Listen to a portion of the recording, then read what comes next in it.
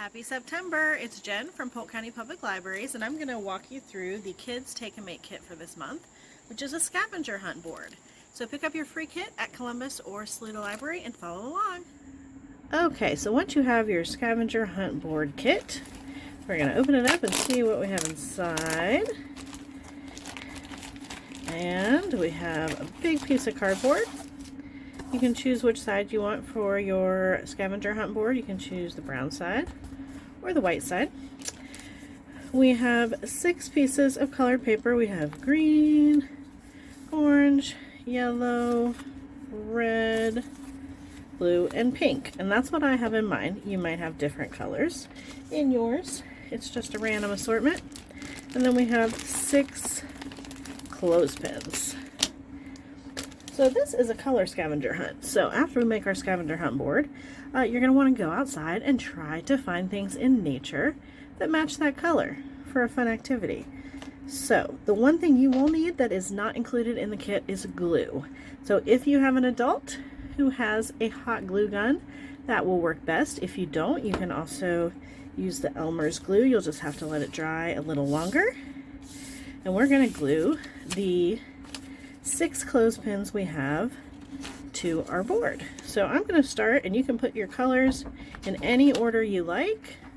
I'm going to start with my top 3. Yellow, I'm going to do yellow, pink, and orange.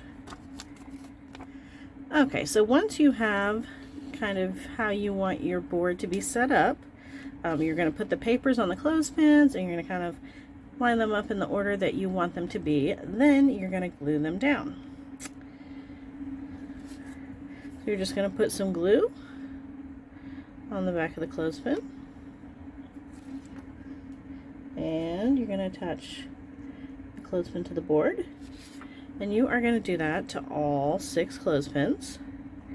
And then when you're finished, sometime this month, go on a walk outside, go in your backyard, go on the trail behind the Columbus Library, go in the butterfly garden behind the Columbus Library. There's some great hiking trails in Saluda as well, and see if you can find things in nature that match these colors. If you can't get outside, you can look for little items around your house that might match these colors.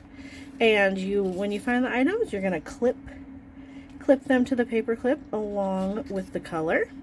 Then you can redo the scavenger hunt as many times as you like.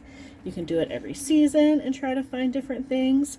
You can change out the colors. So in winter, there might not be such vibrant colors in nature, so you could change the colors of paper on your scavenger hunt board. So I hope you guys have fun with this and enjoy finding fun things with your scavenger hunt board. And I'm going to show you a picture of what I found with mine.